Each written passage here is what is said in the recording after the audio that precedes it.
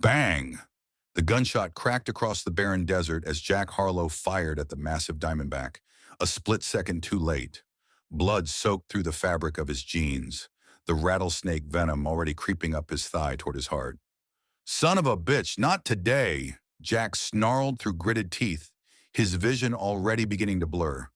Not like this. Out here in this unforgiving Arizona wasteland of 1883, miles from civilization, a man had maybe 30 minutes after a bite like this before death claimed him. Jack's only hope was the Apache woman standing over him, a stranger with dark, knowing eyes and no reason whatsoever to save a white man's life. What would you do if your survival rested entirely in the hands of someone society told you never to trust? Jack Harlow hadn't earned his reputation by dying easily. At 38, he'd survived horrors that would have broken lesser men. The bloodbath at Gettysburg, where he'd taken a rebel bullet and still carried the men from his unit to safety. The Kansas flood that swept away his wife and daughter 5 years ago, while he watched helplessly from higher ground. And countless encounters with men who tried to put him in the ground for reasons ranging from justified grievances to drunken misunderstandings. The scar that ran from his temple to his jaw, courtesy of a Comanche raid in '75, had long since faded to a thin white line, but the memories behind it remained razor sharp. So did the skills he'd developed in 20 years on the frontier. Die today, and you've wasted a whole lot of living, Jack muttered to himself, fighting the creeping numbness in his leg. The Winchester .73 slung across his back had been his constant companion since the war, alongside the ivory-handled Colt Peacemaker holstered at his hip, the one his brother Thomas had given him before tuberculosis claimed him in '79. The Arkansas toothpick strapped to his calf had saved his hide more than once when bullets ran dry, and Jack had learned young that in this country, a man's weapons were often the only friends he could truly rely on. He'd been riding toward Crowfield for 3 days, leading his sturdy bay gelding across terrain so desolate it seemed God himself had turned his back on it. The promise of steady work at McAllister's ranch had drawn him east, away from the memories that haunted him in Colorado. Jack wasn't running, he was moving forward.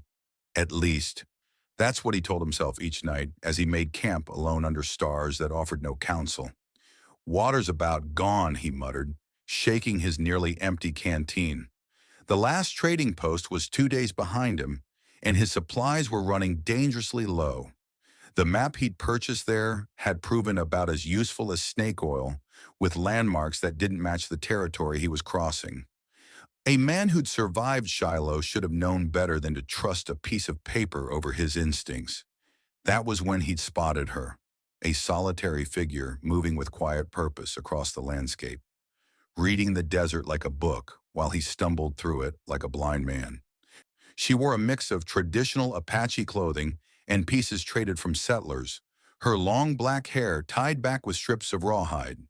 A small bow and quiver hung across her back, alongside a leather pouch he would later learn contained healing herbs and medicines that would make a Philadelphia doctor's remedies seem like children's games. Their first meeting had been tense, each sizing up the other with the wariness of those who'd learned hard lessons about trust. "You lost," she said. It wasn't a question, just a flat statement delivered in surprisingly clear English. Jack straightened in his saddle, one hand casually resting near his Colt. "Know the way to Crowfield? Why you go there?" Her dark eyes studied him without blinking, missing nothing. Not the weapons he carried, nor the way he favored his right arm, an old war injury that still bothered him on cold mornings. "Looking for ranch work. Heard McAllister's hiring hands for the season." She'd nodded once as if confirming something to herself. 3 days east, but wrong path you take, die without water. Jack had weighed his options quickly. He'd never been one to seek help, especially from strangers, but he recognized the truth when he heard it. "I've got jerky and ammunition. Trade you for guidance." The woman, who eventually told him her name was Naya, had agreed with a single nod. It wasn't friendship or trust, just necessity. She needed supplies. He needed knowledge. That night at camp, the flames illuminated their faces as Jack cleaned his Winchester and Naya prepared a simple meal from their combined provisions. The night sounds of the desert, coyotes calling in the distance, the soft rustle of nocturnal creatures surrounded them, familiar to her, merely tolerated by him. "Why woman alone in desert?" Jack asked, working oil into the rifle's action with practiced fingers. He'd stripped and cleaned this weapon so many times he could have done it blindfolded. Naya's expression remained neutral. "Tribe wanted me marry old chief. I say no. They say leave." She shrugged as if it were simple, though Jack recognized the steel beneath the words. He'd seen that same resolve in the eyes of soldiers who knew they were outnumbered, but would fight to the last man anyway. "Takes courage to walk away from your people," Jack said, surprising himself with the comment. "Takes courage, stay where not wanted," she countered, her eyes suddenly meeting his directly. "You run too. I see it." Jack's hand stilled on his rifle, a flash of his daughter's face rising unbidden in his mind. "Not running, moving forward." Same thing, different words. Naya had turned away then, ending the conversation with a finality that Jack respected. He knew all too well there were wounds best left undisturbed. The next morning they continued east, the sun climbing mercilessly overhead. Jack walked ahead, leading his horse over a rocky stretch to save its strength. The cracked earth beneath his boots told the story of drought, of a land pushed to its limits. That was when he stepped too close to the sagebrush, where the massive diamondback had been resting. The warning rattle came a split second before the strike, just enough time for Jack to jerk backward and draw his Colt, but not enough to avoid the fangs that sank deep into his upper thigh, dangerously close to the femoral artery that, if punctured, would drain his life away in minutes. Bang! His shot went wild as pain exploded through his leg. "Son of a bitch!" Jack staggered, clutching at his leg as the massive diamondback recoiled, ready to strike again. In one fluid motion, Naya notched an arrow and sent it through the rattler's head, pinning it to the ground with deadly accuracy. But Jack barely registered the kill. A burning pain was already spreading from the puncture wounds, and he knew exactly what it meant. He'd seen men die from rattlesnake bites before, had dug their graves himself more than once. "Bad," Naya said quickly at his side. "Lie down. Now." "I can ride it out," Jack protested weakly, even as his vision began to blur. The lie was as much for himself as for her. Pride had been the death of many good men, and Jack Harlow had no intention of joining their ranks today. Naya shoved him to the ground with surprising strength. "Lie down or die. Your choice." As Jack collapsed against his saddle roll, memories from the war flooded back. The amputation tent where men screamed as doctors removed limbs destroyed by Minier balls. The smell of gangrene. The hollow eyes of men who knew they wouldn't see another dawn. Out here, a rattlesnake bite was often a death sentence, more certain than any rebel bullet. "If I die here, no one will even know. No one left to care." The thought struck him with unexpected force. There would be no marker, no grave, just another nameless drifter claimed by the frontier. Naya moved with practiced efficiency, using her knife to cut away his blood-soaked pant leg. The twin puncture wounds were already an angry red and swelling, black tendrils of venom spreading visibly beneath his skin. "Hold still," she commanded, tearing a strip of cloth from her skirt. She tied it tightly above the wound, creating a makeshift tourniquet with quick, practiced motions. Jack's breathing quickened as he realized what she intended to do next. "You don't have to." "Quiet," Naya interrupted, her face set in concentration. Without hesitation, she lowered her mouth to the wound and began to suck out the venom, spitting the poisoned blood into the dust beside them. Jack's jaw clenched. A complicated mix of embarrassment, gratitude, and helplessness washing over him. The intimacy of the moment wasn't lost on him. This stranger with her lips against his bare thigh, literally pulling death from his veins. His hand clenched in the dirt as she worked methodically, drawing out the poison that would have stopped his heart within the hour. I've killed men and buried friends, but I've never felt this damned helpless. The thought burned almost as much as the venom. Jack Harlow had spent his life relying on no one, trusting only himself and his own strength. Now, laid low by a creature no bigger than his arm, his life hung on the mercy and skill of a woman society had taught him to dismiss as savage. After several minutes, Naya sat back on her heels, wiping her mouth with the back of her hand. Her eyes met his, evaluating his condition with the clinical detachment of someone who had seen death too often to fear it. Poison's still there, but less now. She moved to her pack and returned with a pouch of dried herbs. Using her knife, she scraped some into a fine powder, mixed it with a little water from her canteen, and packed it directly onto the wound. "Burns like hell," Jack hissed as the mixture made contact. "Good, means working."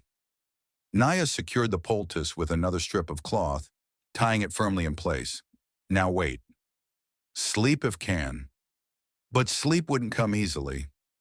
As the afternoon heat beat down on them, Jack drifted in and out of consciousness, fever taking hold as his body fought the venom. Fragmented memories tormented him. His daughter's laughter as he tossed her into the air, the flash of gunfire in the Tennessee woods, his wife's face disappearing beneath the Kansas floodwaters while he screamed her name. "Emma!" he called out once, startling awake to find Naya bathing his forehead with a damp cloth. "Fever dreams," she said quietly. "Talk to ghosts." Jack turned his face away. They talked back sometimes. During one lucid moment, he noticed Naya had constructed a makeshift shelter over him using his blanket and her own to shield him from the sun's merciless assault. The simple act of kindness pierced him more deeply than he cared to admit. Night fell, bringing welcome relief from the heat but new dangers.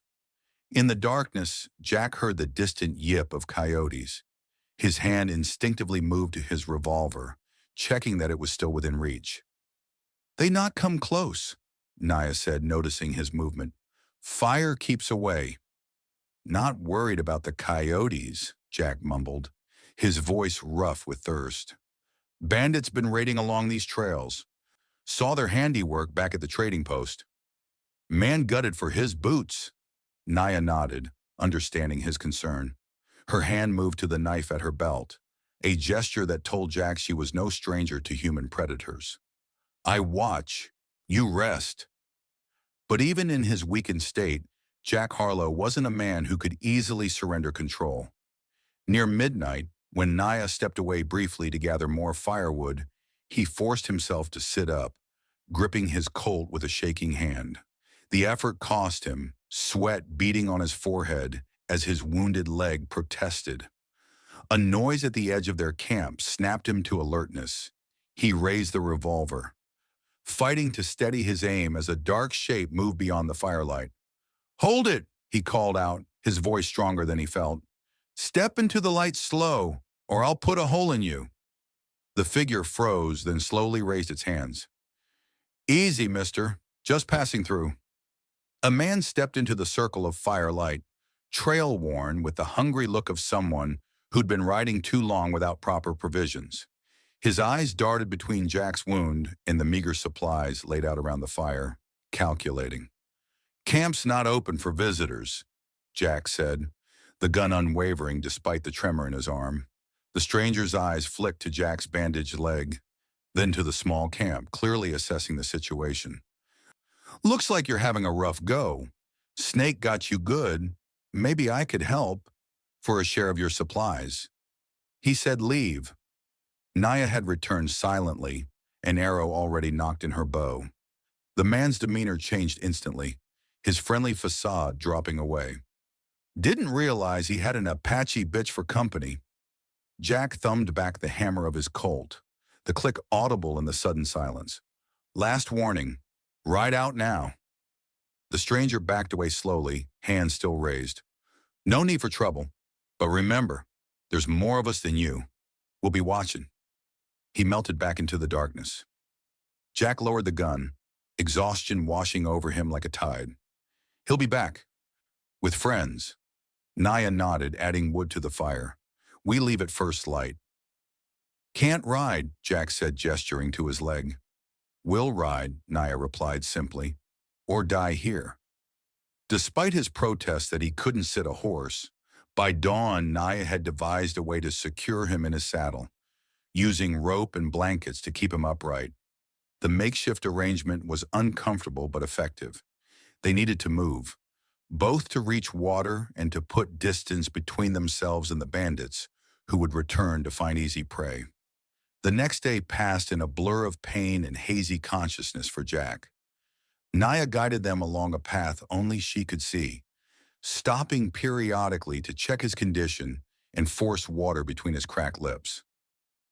By nightfall, they'd reached a small hidden spring, a miracle of the desert that Naya had known about all along.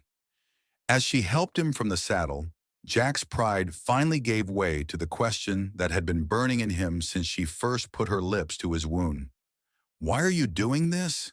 he asked as she changed his bandage. The wound looked better, the swelling reduced, though angry red streaks still spread outward from the punctures. "Could have left me behind, taken my gear. Most would have." Naya's hands paused momentarily, her eyes meeting his. "Same reason you not shoot me when we meet. Some things not need reason." It was the most she'd said at once since they'd met, and Jack found himself studying her face in the firelight. There was strength there, and a quiet dignity that transcended their current circumstances. "My brother died in a mining accident 3 years ago," Jack said suddenly, the words spilling out before he could stop them. "No one would help him because he was a troublemaker. Watched him bleed out while men stood around drinking." He looked away, ashamed of the moisture that threatened to gather in his eyes. "Promised myself I'd never be that kind of man. Never thought I'd be the one needing the help." Naya nodded, understanding the confession for what it was. Not just information, but trust. "My mother teach me heal people, not choose who deserve help. All people bleed same, all spirits equal." That night Jack slept deeply for the first time since the bite. When dawn broke, his fever had dropped significantly. He was far from healed, but the worst had passed. Death had reached for him, and a stranger's hands had pulled him back. The debt that created wasn't something he could repay with jerky and ammunition. It took 4 more days to reach the outskirts of Crowfield, days in which the dynamic between Jack and Naya shifted subtly. As his strength returned, Jack insisted on handling more of the camp duties, determined not to be a burden. He showed Naya how to use his revolver, correcting her grip and stance until she could hit a distant rock with reasonable accuracy. "Hold it firm, but don't strangle it," he instructed, standing behind her as she aimed at a sun-bleached cow skull 30 yards away. "Breathe out as you squeeze the trigger. Never pull." Bang! The skull shattered as her shot found its mark. A rare smile crossed Naya's face, transforming her features. "Good teacher." "Good student," Jack countered, surprised by the warmth in his voice. In return, she continued to tend his wound and taught him which desert plants could provide emergency water, which could be eaten, and which would kill a man faster than any snake. Her knowledge of the land was something no book could capture, passed down through generations who had survived in this unforgiving territory long before the first white settlers arrived. "Your people been on this land long time?" Jack asked one evening as they shared a jackrabbit Naya had brought down with her bow. "Since before Spanish, before horses." She gestured at the landscape around them. "Not always desert. Old stories tell of grass tall as man, water in every valley." Jack considered this, remembering the lush farmland of his childhood in Pennsylvania. now a distant memory. Seems like everything's always changing, never fast enough to see it happen, but too fast to stop it. Like snake poison, Naya said with the ghost of a smile. You not see it move, but feel it working. The comparison struck Jack as profound in its simplicity. He'd been changed by the venom too, not just his body, but something deeper. A man who had kept the world at rifle length for years was beginning to see value in connection, in vulnerability. It wasn't a comfortable revelation. They encountered the bounty hunters on the afternoon of the third day. Four hard-faced men on trail-worn horses, trailing dust clouds behind them as they approached. Jack tensed, his hand moving to his Colt, but the men were tracking a fugitive, not looking for trouble. Seen anyone riding alone? Young fella, scar across his cheek? The lead hunter asked, eyeing Naya suspiciously, while his companions kept their hands near their weapons. Haven't seen anyone for days, Jack answered truthfully, noting the star pinned to the man's vest. Not a regular lawman, but someone authorized to bring in fugitives. Desert's been quiet. The man's gaze lingered on Jack's bandaged leg. What happened there? Rattler got me. Lucky to be alive. Jack didn't mention Naya's role in his survival, sensing that these men wouldn't appreciate an Apache woman's healing skills. The bounty hunter nodded, seeming to lose interest. Well, keep an eye out. He's wanted for killing a marshal in Tucson. $50 for information leading to his capture. Double if we get him alive. As they rode away, Naya turned to Jack. Why not tell about man who came to camp? Maybe same man they hunt. Jack adjusted himself in the saddle, his legs still stiff but improving daily. Because I don't know which side of the law is right in this case, and those men didn't strike me as the type to ask questions before shooting. He paused.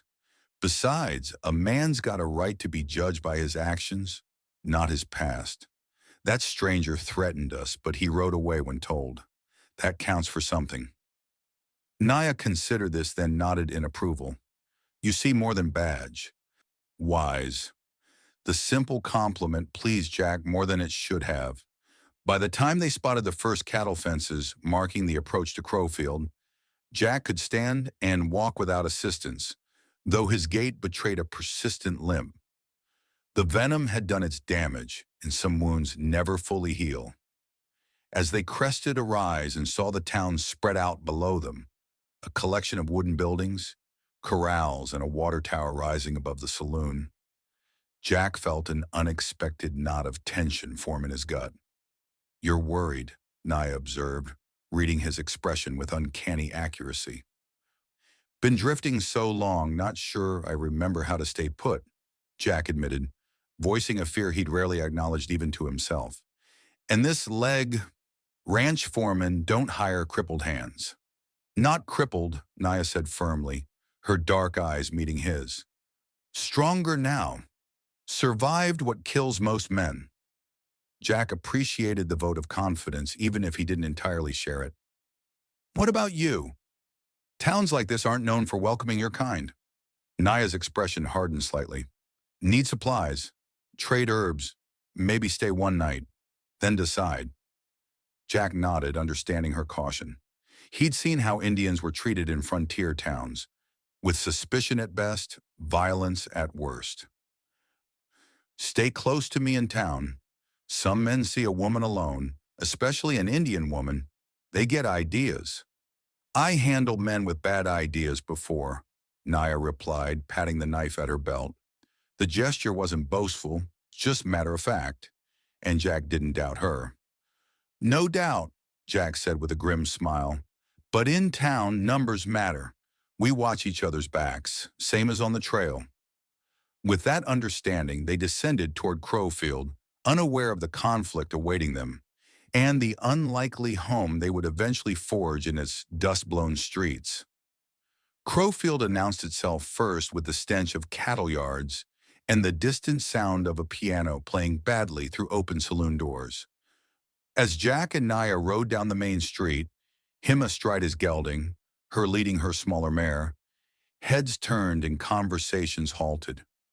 A town like Crowfield saw its share of strangers, but a white man riding alongside an Apache woman was enough to draw stares from even the most disinterested locals. Jack kept his posture relaxed but remained acutely aware of every face that tracked their progress. "General store first," he muttered to Naya. "Then we'll stable the horses." They dismounted outside Crowfield Mercantile, a two-story wooden structure with a wide porch and windows displaying tools, fabric, and canned goods. Jack tied their horses to the hitching post, noting how Naya tensed as she prepared to enter. "Let me do the talking," he suggested. She gave him a look that clearly communicated her capability, but nodded once in agreement. Inside, the store smelled of leather, coffee beans, and tobacco. A few customers browsed the shelves, a woman in a calico dress examining fabric, a ranch hand weighing nails, two older men playing checkers by the pot-bellied stove. Behind the counter stood a gray-haired woman with sharp eyes and a no-nonsense demeanor. "Afternoon," Jack said, approaching the counter. "Need some supplies. Flour, coffee, salt if you've got it." The woman, Sarah Wallace, according to the sign above the register, eyed them both before responding. "Got all three. Cash or trade?" "Cash," Jack said, placing coins on the counter. "Also looking for work. Heard the ranches might be hiring." "McAllister's place was looking for hands last week," Mrs. Wallace replied, scooping the coins into her palm. "Though with that limp, you might find yourself mucking stalls instead of riding fence." Jack accepted this assessment with a nod. "Honest work's honest work." Mrs. Wallace's gaze shifted to Naya, who stood examining a shelf of medicinal supplies. "She with you?" "We've been traveling together. She's a healer, knows her herbs better than any doctor I've met." This seemed to spark the older woman's interest. "A healer, you say? My boy's been down with a fever 3 days now. Doctor's been through twice. Charge me $1 each time and the boys know better." Naya turned at this, meeting Mrs. Wallace's eyes directly. "What symptoms? Cough? Rash?" "Coughing something fierce. Burning up 1 minute, shivering the next." Naya reached into her pouch, extracting a small bundle of dried leaves. "Brew this. Make him drink 3 times before sunset. Fever break by morning." Mrs. Wallace hesitated, clearly torn between desperation and suspicion. "Take it," Jack encouraged. "I'd be dead from snakebite if not for her medicine." The storekeeper finally nodded, accepting the herbs. "If it works, you come back tomorrow. I'll settle up fair." Their transaction complete, they collected their supplies and headed back to the street, only to find 3 men waiting beside their horses. The leader, a broad-shouldered man with a waxed mustache and a silver vest, stepped forward with the confidence of someone used to intimidation. "Hear you're looking for work, stranger," he said, ignoring Naya completely. "Wade Sullivan. I own the Broken Spur Saloon and a few other interests around town." Jack instantly recognized the type. He'd seen them in every boom town from Dodge to Deadwood. Men who arrived early, staked their claim, and then treated the town like a personal kingdom. "Jack Harlow," Jack replied evenly, setting his purchases down. "Just passing through, maybe staying if the right opportunity comes along." Sullivan's eyes flicked to Naya. "Town's got ordinances about Indians inside the limits after sundown. For everyone's safety, you understand." "She's with me," Jack said simply, his tone making it clear the matter wasn't open for discussion. "That's so." Sullivan's tone hardened slightly. "Well, Mr. Harlow, you might find Crowfield's a place with certain expectations about the company men keep." Two of Sullivan's companions snickered, but Jack didn't rise to the bait. He'd met men like Sullivan in every town from Kansas to Texas, small men with big ambitions, using fear and prejudice to maintain their grip on whatever tiny kingdom they'd carved out. "Appreciate the welcome," Jack said, his voice neutral but his stance shifting subtly. ready for trouble. We'll keep your ordinances in mind. Sullivan seemed disappointed by the lack of confrontation. See that you do. Sheriff Brower takes his duties seriously, especially when it comes to troublemakers.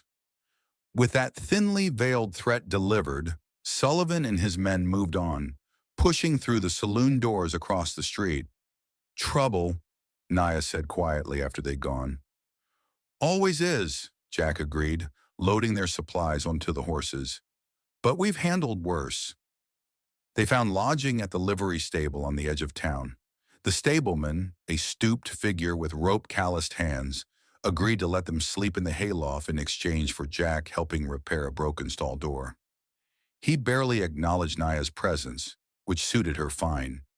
Being invisible was often safer than being noticed. That evening, as they settled in the hayloft, the sound of the town's activity drifted through the open window. Piano music, occasional laughter, the steady rhythm of a blacksmith finishing the day's work. "So what's your plan?" Jack asked, checking the bandage on his leg. The wound was healing well now, though the muscle remained stiff and sore. "Help the storewoman's son," Naya replied. "If medicine works, others will come. Always same. First they fear, then they need, then they accept." Jack nodded, impressed by her understanding of human nature. "And after that?" Naya shrugged. "See if town worth staying. Most not." "Fair enough," Jack said, laying back in the hay and staring at the rafters. "I'll check McAllister's ranch tomorrow. If he's hiring, might be worth sticking around a while." Neither mentioned how their paths had seemingly aligned without discussion. What had begun as a transaction in the desert, guidance in exchange for supplies, had evolved into something neither had anticipated, a partnership forged in survival. They awoke before dawn to the sounds of the stableman beginning his morning chores. Jack's leg felt stronger, and he tested his weight on it with cautious optimism. They shared a simple breakfast of hardtack and jerky, then prepared to face Crowfield's scrutiny for another day. Naya headed to the Wallace store to check on the sick boy, while Jack made his way to McAllister's ranch a mile outside town. By midday, they met again at the livery to share their news. "Boy's fever broke," Naya reported, a hint of satisfaction in her voice. "Mother paid me. Other woman asked for help with sick baby. McAllister hired me on," Jack said, equally pleased. "Starting tomorrow. Pays fair, works steady, mostly tending cattle close to the ranch house until my leg's fully healed." Their small victories were short-lived. That evening, as they returned from gathering water at the town pump, they found Wade Sullivan waiting outside the livery with 4 men. Unlike the morning's encounter, these men weren't merely intimidating. They were armed and clearly spoiling for trouble. "Thought I made myself clear about Indians after sundown," Sullivan said, stepping forward. The smell of whiskey carried on his breath. "Yet here she is, bold as brass." Jack set down the water bucket slowly. "Sun's still up, Sullivan." "Setting fast," Sullivan replied, "and my patience with it." One of Sullivan's men, a wiry character with a pockmarked face, spat in the dirt near Naya's feet. "Apache whore. Town don't need your kind." Jack's hand instinctively moved toward his holster, but Naya stepped forward before he could draw. Her posture was straight, her voice clear and steady. "Your friend Mason," she said, addressing one of the other men directly. "His son is sick, boy. I healed today. Ask him if town needs me." The man she'd named shifted uncomfortably, avoiding Sullivan's glare. "My boy was burning up this morning. Doc Phelps couldn't do nothing. She gave him some herb tea, and he's sitting up asking for supper now." Sullivan's face darkened at this betrayal. "That don't change the law." "What law exactly?" Jack challenged, his hand still hovering near his Colt. "Town ordinance, you said. Let's talk to the sheriff about it." "Sheriff works for me," Sullivan snarled, his pretensive civility evaporating. "Figured as much," Jack said, his hand still hovering near his Colt. "So what happens now? You planning to drag a woman from town because she saved a child's life? That the kind of man you are, Sullivan?" The confrontation might have escalated further if Mrs. Wallace hadn't appeared, a shotgun cradled in her arms. "That's enough, Wade. My Tommy's alive because of this woman. You and your boys move along." Sullivan's eyes darted between Jack, Naya, and the shotgun. Clearly, this wasn't how he'd expected the encounter to play out. "This isn't over," he muttered, backing away. "Not by a long shot." As Sullivan and his men retreated toward the saloon, Jack turned to Mrs. Wallace. "Appreciate the help, but you might have just made an enemy." The older woman's jaw set firmly. "Wade Sullivan's been running roughshod over this town for 2 years. About time someone stood up to him." She glanced at Naya. "Your medicine saved my boy when the doctor couldn't. You're welcome in my store anytime. Ordnance be damned." Later that night, as they discussed the confrontation in the privacy of the hayloft, Jack voiced what they both were thinking. "Sullivan won't let this go. Men like him can't afford to look weak." "We leave?" Naya asked, though her tone suggested she already knew his answer. Jack shook his head. "Running just postpones the inevitable. Besides," he added with a half-smile, "got a job now." "Been a while since I could say that." Naya nodded, understanding. "Then we stay, but careful. Sullivan man who waits, strikes when not ready." "Like a rattlesnake," Jack agreed grimly, his hand unconsciously moving to his healing wound. Over the next week, they established a tentative routine. Jack rode to McAllister's ranch each morning, working from sunup to sundown, mending fences, moving cattle, and earning the respect of the other hands through hard work despite his healing leg. Naya divided her time between gathering herbs in the surrounding countryside and treating the growing number of townsfolk who sought her healing skills. Word of the Apache medicine woman spread quickly, and soon even those who had initially eyed her with suspicion were quietly seeking her help for ailments that conventional medicine had failed to treat. Mrs. Wallace allowed her to use a small room behind the store to receive patients, an arrangement that benefited them both as customers often purchased goods while visiting. Sullivan, meanwhile, watched and waited. Jack occasionally caught glimpses of him observing from the saloon doorway, his expression unreadable. The expected retaliation hadn't come, which only heightened Jack's suspicion. Men like Sullivan didn't forgive or forget. They calculated.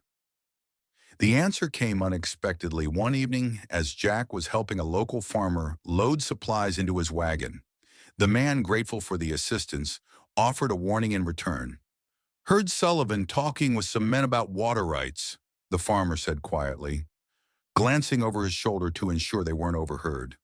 "McAllister's ranch sits on the headwaters that feed half the farms around here. Sullivan's been buying up notes from the bank, foreclosing on places that can't make payment."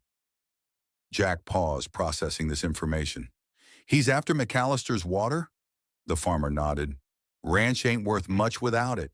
Sullivan's aiming to control the whole valley by controlling the water. Man who tried to organize resistance, Taylor, had the big spread west of here, turned up dead last month. Accident, they called it." That night, Jack shared what he'd learned with Naya as they sat on the livery roof, watching stars emerge above the town. "It's not about us," he explained. "It's about power.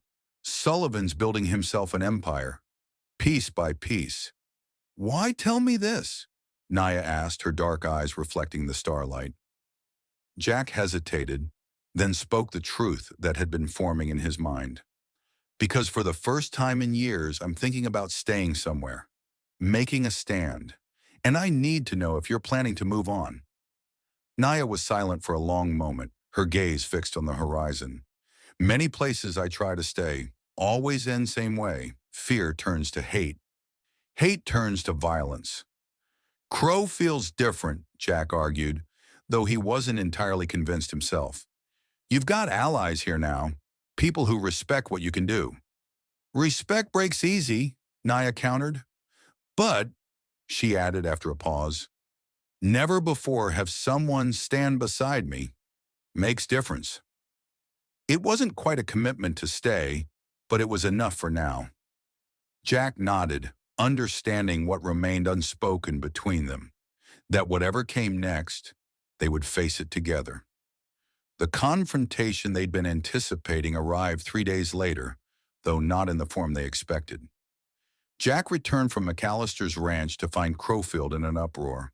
A flash flood had destroyed the irrigation channel that several smaller farms relied on, and Sullivan was offering to buy their land before it dried up completely. "Convenient timing," Jack remarked to Mrs. Wallace, who was watching the commotion from her store porch. "Too convenient," she agreed darkly. "That channel was solid last week. Jim Peterson inspected it himself." Jack found Naya treating a child's burned hand in the back room. "Where's McAllister?" he asked without preamble. "At ranch." "Why?" "I need to check something. Stay in town until I get back." Jack rode hard back to McAllister's, finding the rancher and several hands inspecting the headwaters where the main channel began. The damage was obvious even to an untrained eye. Someone had deliberately weakened the earthen walls, ensuring they would collapse when the water level rose after the recent rainfall. "Sullivan?" McAllister growled, voicing what everyone was thinking. "But proving it's another matter." "Doesn't need proving if we catch him in the act," Jack suggested. "He won't stop here. The main dam that feeds your ranch is likely next." McAllister considered this, then nodded grimly. "We'll set watches on the dam. Round the clock, armed. If Sullivan's men show up with dynamite or shovels—" "They will," Jack assured him. "Men like Sullivan follow patterns. He's squeezing those smaller farms to force them to sell. You're next." For 2 nights, Jack joined the watch at the dam, his Winchester across his knees as he scanned the darkness for movement. Nothing came. On the 3rd night, exhausted, he returned to town to find Naya waiting with disturbing news. "Sullivan men searching livery," she reported. "Looking for something." "For what?" "Not say, but stablemen frightened. Said they threatened burn place if he hiding anything." Jack's instincts flared. "They're not looking for something. They're looking for someone to blame. Sullivan needs a scapegoat for the channel collapse." They moved their few possessions from the livery that night, accepting Mrs. Wallace's offer to sleep in her storeroom. Jack's suspicions were confirmed the next morning when Sheriff Brower, a thin man with watery eyes and Sullivan's silver vest pin on his lapel, began questioning townsfolk about suspicious activity around the irrigation channel. "They're building a case," Jack told McAllister when he arrived at the ranch. "Sullivan wants to pin the sabotage on someone, probably me or Naya. 2 strangers make easy targets." McAllister's weathered face hardened. "Time we stopped reacting and took the fight to him." That evening, Jack McAllister and 4 trusted ranch hands met with several of the affected farmers in Mrs. Wallace's back room. The plan they devised was simple but risky: catch Sullivan's men in the act of sabotaging the main dam, with enough witnesses to force Sheriff Brower to act, regardless of where his loyalties lay. "What about proof Sullivan ordered it?" Jack asked. "His men might take the fall, but he'll walk away clean." "Leave that to me," said Mrs. Wallace unexpectedly. Everyone turned to look at her. "Sullivan keeps a ledger in his office above the saloon. Records everything. Who he pays, what for. My late husband did business with him before Sullivan showed his true colors." "I've seen it." Jack raised an eyebrow. "How do you know it's still there?" "Because Wade Sullivan is an arrogant man," Mrs. Wallace replied. "Men like him believe they're untouchable. They don't hide their tracks because they never expect to be held accountable." "How do we get it?" one of the farmers asked. All eyes turned to Jack, who sighed. "I'll handle it, but we'll need a distraction." This was where Naya, silent until now, spoke up. "I provide distraction." Jack shook his head immediately. "Too dangerous. Sullivan's men would love an excuse to hurt you." Naya's expression remained resolute. "Not alone. Need Mrs. Wallace too." The older woman smiled grimly. "Count me in." The plan came together quickly after that. McAllister and his men would watch the dam, ready to catch Sullivan's saboteurs red-handed. Meanwhile, Naya would create a commotion by publicly treating patients in front of the saloon, a direct challenge to Sullivan's ordinance. Mrs. Wallace would support her, drawing attention and forcing Sullivan to respond personally. In the confusion, Jack would slip into the saloon and find the ledger. Risky all around, McAllister observed when they'd finalized the details. But Sullivan's left us no choice. He's strangling this town one property at a time. Dawn broke clear and cool the next day. Jack checked his Colt one final time, then nodded to Naya. Be careful. If things turn ugly, get out fast. Don't wait for me. Naya met his gaze steadily. Same to you. Sullivan man who shoots back. Their eyes held for a moment longer than necessary, both aware that they might not get another chance to say the things left unspoken between them. Then Jack turned away, positioning himself in the alley beside the saloon, while Naya and Mrs. Wallace set up an impromptu clinic directly across the street. It didn't take long for word to spread. Soon a small crowd had gathered, mostly women and children seeking Naya's treatments. Sullivan's men noticed quickly, and within 20 minutes, Sullivan himself emerged from the saloon, his face dark with anger. "What the hell is this?" he demanded, marching across the street. Mrs. Wallace stepped forward to intercept him. "This woman is providing medical care to paying customers, Mr. Sullivan. I don't recall that being against the law. You know damn well Indians aren't permitted." "After sundown," Mrs. Wallace interrupted. "It's barely 9 in the morning. Or have you changed the ordinances without informing the town council?" As the confrontation escalated, drawing everyone's attention, Jack slipped through the saloon side door. The main room was nearly empty this early, with only the bartender wiping down glasses. Jack moved quickly to the stairs leading to the second floor, where Sullivan kept his office. The door was locked, but yielded to the blade of Jack's knife with a soft click.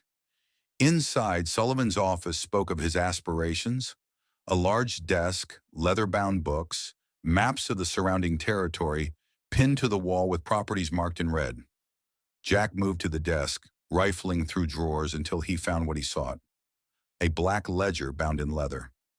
Flipping through the pages, Jack found exactly what they needed: detailed records of payments to men for channel work and dam maintenance, alongside a troubling entry from the previous month. Taylor, accident, $50. The evidence of Sullivan's involvement in Taylor's death was right there in black and white. But it was another entry that made Jack's blood run cold. Harlow, war record check, $10. Sullivan had been investigating him. The question was, why?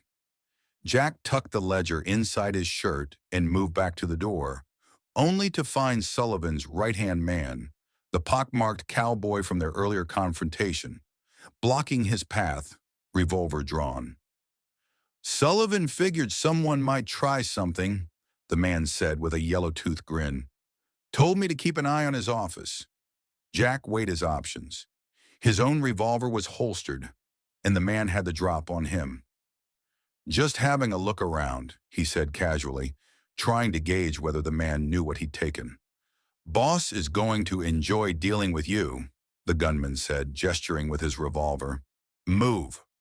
Jack complied, stepping forward slowly, watching for an opening. It came unexpectedly, a crash from downstairs followed by shouting. The gunman's attention wavered for just a fraction of a second, but it was enough. Jack lunged forward, driving his shoulder into the man's midsection while simultaneously gripping the wrist of his gun hand. They crashed into the wall, the revolver discharging harmlessly into the ceiling. Jack twisted hard, forcing the weapon from the man's grasp, then delivered a solid punch to his jaw. The gunman crumpled, dazed but not unconscious. Jack retrieved the fallen revolver in his own, then bound the man's hands with his own bandana. "Stay put," he advised, though it was unnecessary. The gunman was in no condition to follow. Downstairs, chaos had erupted. From the stairway, Jack could see Naya and Mrs. Wallace backed against the bar, surrounded by several of Sullivan's men. Sullivan himself stood in the center of the room, his own revolver pointed at the women. "I've had enough of your interference," he was saying. "This town lives by my rules." "Not anymore," Jack called, stepping into view with both revolvers trained on Sullivan. "Game's over, Sullivan. I've got your ledger. Every dirty deal, every bribe, every murder, it's all in here." Sullivan's face contorted with rage. "Kill him," he shouted to his men. But before anyone could move, the saloon doors burst open. Sheriff Brower stepped in, followed by McAllister and several armed ranch hands. "Drop your weapons," Brower commanded. "All of you." For a tense moment, no one moved. Then, recognizing the shift in power, Sullivan's men slowly lowered their guns. "Sheriff," Sullivan began, adopting a placating tone, "these people broke into my office, threatened my—" "Save it, Wade," Brower interrupted. "McAllister caught your men trying to blow the dam. They've already confessed who hired them." He nodded to Jack. "That the ledger?" Jack tossed it to him. "Everything's in there, including what happened to Taylor." Sullivan's composure finally broke. With a roar of rage, he swung his revolver toward Jack. 3 shots rang out simultaneously, one from Jack, one from McAllister, and most surprisingly, one from Sheriff Brower himself. Sullivan staggered backward, his silver vest blossoming with red. He collapsed against the bar, sliding slowly to the floor, his eyes wide with disbelief. "You!" he gasped, staring at Brower. "You! Traitor!" "Fool to the end," Brower said quietly, holstering his weapon. When Jack looked at him questioningly, the sheriff shrugged. "Sullivan owned my badge, not my conscience. Been waiting for a chance to set things right?" As Sullivan's life ebbed away, his gaze fixed on Jack with a strange intensity. "Gettysburg," he whispered. "4th Ohio. You don't remember me?" Jack stared in shock, suddenly understanding Sullivan's interest in his war record. "You were with the Confederates who overran our position. You killed my captain." Sullivan's bloody lips curved in a final mirthless smile. "Should have killed you too." The aftermath unfolded quickly. Sullivan's men were arrested, the evidence in the ledger providing ample proof of their crimes. The damaged irrigation channel was repaired by a community effort, with McAllister providing materials and manpower from his ranch. Property deeds that Sullivan had acquired through intimidation and fraud were returned to their rightful owners. 1 week later, Jack found himself standing on Mrs. Wallace's porch with Naya, watching the sunset paint Crowfield's dusty street in gold and crimson. "McAllister offered me a permanent position," Jack said. "Foreman starting next month." Naya nodded. "Mrs. Wallace asked me stay too. Help with store, continue healing." "And will you?" Jack asked. The question that had been hovering between them finally spoken aloud. Naya was quiet for a moment, her gaze fixed on the horizon. "Never found place worth staying before. Always pushed out when no longer useful." She turned to face him. "Here different. People see me, not just what I give them." "I see you," Jack said simply. "Yes," she agreed. "From beginning, you see me. When I save your life, you not feel shame. You feel gratitude. Rare in a man." Jack hadn't thought of it that way, but she was right. His pride had been wounded by his helplessness, but he'd never resented her strength or her knowledge. "Maybe that rattlesnake did us both a favor," he said with a wry smile. They stood in comfortable silence, watching darkness settle over Crowfield. The town that had nearly rejected them now offered something neither had expected to find: a place to belong. "So we stay," Jack said, not quite a question. Naya's hand found his, her fingers warm against his calloused palm. "We stay." 2 months later, a small cabin took shape on the edge of town, built by Jack's hands with help from McAllister's men. Behind it, Naya cultivated a garden of medicinal herbs, the knowledge of generations taking root in new soil. They weren't married, not in the white man's church or by Apache tradition, but in the eyes of Crowfield, they were as bound together as any couple could be, their union forged not by ceremony, but by survival and choice. As they stood together on the porch of their new home, watching the sunset paint the desert in gold, Jack felt the familiar weight of his revolver at his hip and realized he no longer needed it to feel secure. For the first time since he could remember, he was exactly where he belonged. The peace of that moment was interrupted by the arrival of a rider, a young cowhand from McAllister's ranch, his horse lathered from hard riding. "Mr. Harlow," he called, reining up sharply. "McAllister sent me. Riders spotted coming in from the east. 6 men heavily armed. Leaders wearing a silver badge and asking for the man who killed Wade Sullivan." Jack's hand moved instinctively to his Colt. "Sullivan's brother," he said grimly. "The territorial marshal." Naya's eyes met his, calm and resolute. "Told you. Peace never lasts." Jack nodded, feeling the familiar clarity that came with danger. This was a language he understood all too well. "Go tell McAllister I'm coming, and round up Sheriff Brower." As the rider galloped away, Jack turned to Naya. "You should stay here. This isn't your fight." Naya already had her medicine pouch in one hand and Jack's Winchester in the other. She handed him the rifle with a look that brooked no argument. "Your fight, my fight. Same thing now." Jack accepted the rifle, realizing with sudden clarity that this woman, who had pulled venom from his veins and stood beside him against Sullivan, had become as much a part of him as his own heartbeat. "Same thing," he agreed, checking the rifle's action with practiced hands. "Let's go welcome the marshal to Crowfield." But that's a story for another time.